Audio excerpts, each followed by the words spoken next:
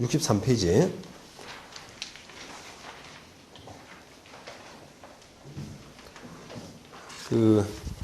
이제 임차인 명도와 재소전 화해, 이런 제목인데요. 자, 우선 임차인 명도가 참 문제가 많이 되죠. 사실 법률 관계에서 여기, 임대인 입장에서 이제 많이 서시는 분들도 계실 테고, 또 어떤, 회사 입장에서는 또 임차인 입장에서도 또 많이 서실 테고, 그런, 고루고루 지금 다 오셨을 텐데, 임차인 명도가 법적으로 문제가 많이 되고, 또 현명하게, 제도를 이용해서 현명하게 잘 해결하실 필요가 있으세요. 소송에만 너무 지금 의존하게 되면은 참 애를 먹습니다. 사람 내보내는 게. 계약기간 끝나면 나가야 된다는 게 당연한 사실은 원칙인데, 법원이 그렇게 잘, 내보내는 사람, 임대인 마음처럼 그렇게 잘 안 되더라고요. 사람 내보내는 게 쉽냐? 좀 보상을 해야 되지 않느냐? 좀 기간을 조금 더 줘라. 불쌍하다. 이런 식의 그런 개념들이, 그런 생각들이 참 많으셔가지고 이게 시원하게 잘 안 됩니다. 빨리. 그러니까 결과적으로는 그것 때문에 계약대로 이행이 안 되는 거죠. 계약대로 이행이 안 됩니다. 근데 그걸 이제 법원이 이제 좀 지나치게 이제 거들게 되면은 법을 지켜야 될 법원이 아예 계약을 무시하고 법을 무시하고 이제 나서는 거리기 때문에 임대인 입장에서는 참 불만스럽죠, 많이.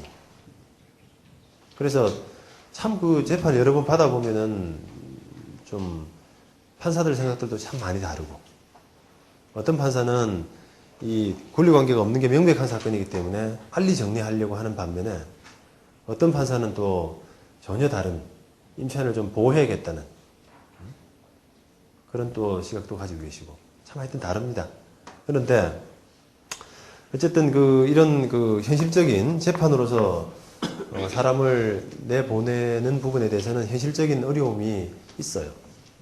재판도 늦고, 임차인이 또 별의별 주장도 다 하고, 유익비니 필요비니 부속물 매수 청구권이니 다 합니다.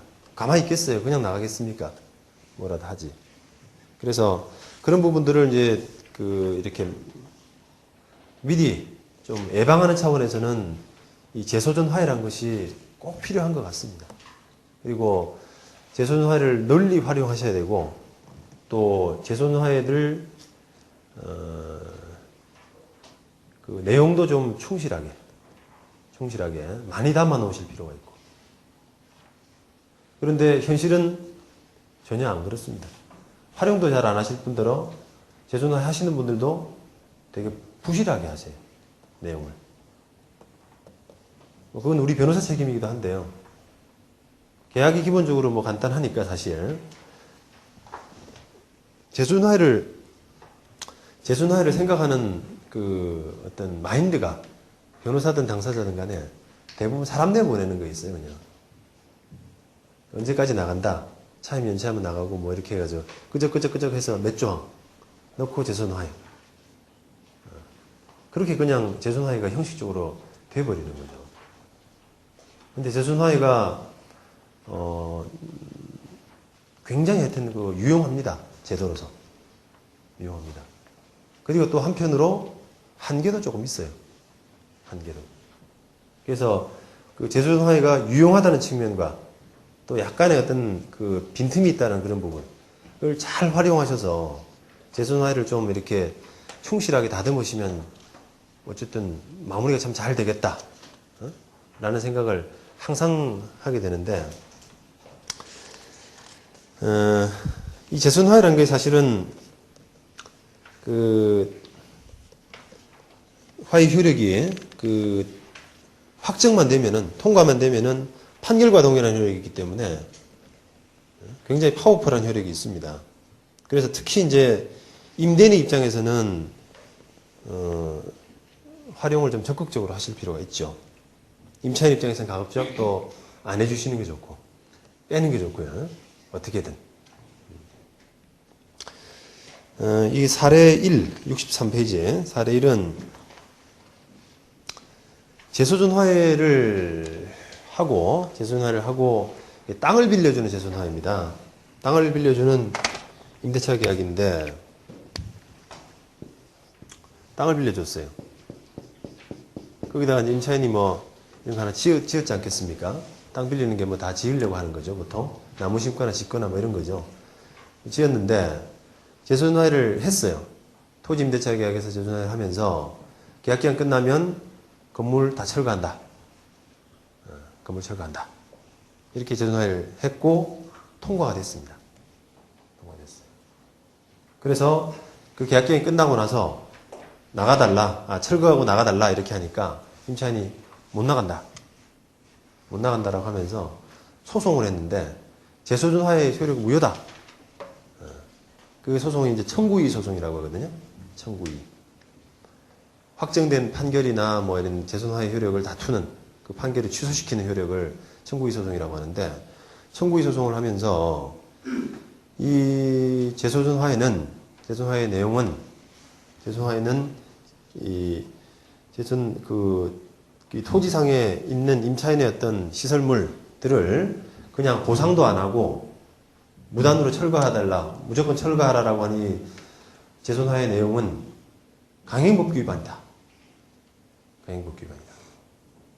라고 이렇게 주장을 했어요. 이게 이제 임차인의 지상물 매수 청구권, 임차인의 지상물 매수 청구권이 있습니다. 그러니까 땅을 빌리는 임차인에 대해서는 계약기간이 끝나도 지상물이 남아있다 라고 할 때 임차인은 계약을 갱신해달라 라고 요구할 수 있고 권한입니다. 권리입니다. 요구할 수 있고 받아들이지 않으면 사달라고 요구할 수 있는 권리가 있어요. 그게 그 임차인의 갱신 요구권, 그 다음에 지상물 매수 청구권 이런 권리입니다. 근데 그게 우리가 민법상으로는 강행규정입니다. 강행규정으로 되어 있어요. 그래서 강행규정은 당사자 간의 합의가 있다고 하더라도 무효로 보는 거죠. 그 강행규정에 반하는 계약의 내용은. 그래서 이 강행규정의 지상물 매수 청구권에 저해되는 그런 합의이기 때문에 이건 무효다. 그래서 청구이의 소송으로 했는데 이 청구이의 소송에서 판례는 재소전화해로서 통과된 내용은 확정 판결과 동일한 효력이 있고 비록 그 확정 내용 중에서 강행법규 위반이 들어가 있다고 하더라도 그것은 판결의 효력에 영향을 미치지 못한다. 라고 판단을 했습니다. 이론상 매우 당연한 판결입니다. 그래서 결국 이게 이 판결이 당연히 맞거든요. 근데 이제 드는 의문은 이 강행법규 위반의 내용이 재소전화에 통과될 수 있나? 과연 그런 의문이 들죠. 판사가 봐야지. 강행법규 위반의 내용을 어떻게 통과시켜주냐? 그런 의문이 들 수 있지 않습니까? 그런데 우리 지금 재소전화의 현실은 판사가 사실 보기가 힘들어요. 판사가 개인들 간에 분쟁이 된 사건들, 치열하게 이제 뭐 소송된 일반 사건들에 대부분 다 배치가 돼 있고, 이 재소전화에는 판사가 몇 사람 없습니다. 법원이 인력을 배치를 많이 안 해주죠. 왜냐하니까 그거는 두 사람을 합의해서 오는 사건이잖아요. 재소전화해라고 하는 거니까, 소제기하기 전에 화해하는 거니까, 두 사람 합의해서 오는 거니까 별로 이렇게 긴장을 안 하는 거예요. 긴장을. 그래서 설렁설렁 봅니다. 보통. 많이. 근데 물론 이제 강행법규 위반이 있으면 걸러내죠. 그래서 그 화해 기일에 불러다가 이거는 강행복 위반이니까 뭐 못 넣겠다. 법원이 통과를 못 시키겠다. 빼라. 이렇게 요청을 하는 거죠. 그래서 원칙은 재선화의 재선화의 내용에는 강행복 위반이 들어갈 수가 없어요. 그런데 그게 만약에 안 걸러지고 들어가 버렸다. 통과돼 버렸다. 그러면은 아까 이제 그런 효력이 생기는 겁니다. 그죠? 그래서 임대인 입장에서는 이제 적극적으로 이런 부분을 좀 활용해 볼 필요가 있고, 또 임차인 입장에서도 이게 그 자기 권리를 소홀히 해서는 안 돼요. 법원이 뭐 이렇게 보호해 주겠지. 판사가 안 걸러주겠나. 이런 생각은 오산입니다, 그게. 그냥 뭐 이렇게 해서 통과돼 버리면 자칫하면 그냥 발목 잡히는 거예요. 임차인도. 그 다음에 이 두 번째 사례. 두 번째 사례는 이게 뭐 임대차 관련된 문제는 아닌데, 일반적으로 이제 개발 사업 할 때,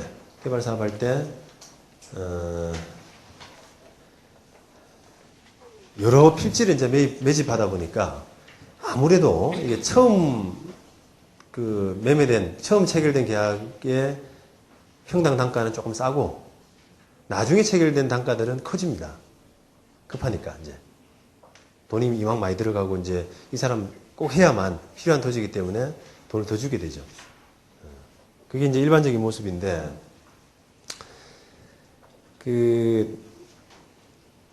뭐 적당히 비싸면 좋은데, 아주 많이 과하게 요구하는 분들 있잖아요.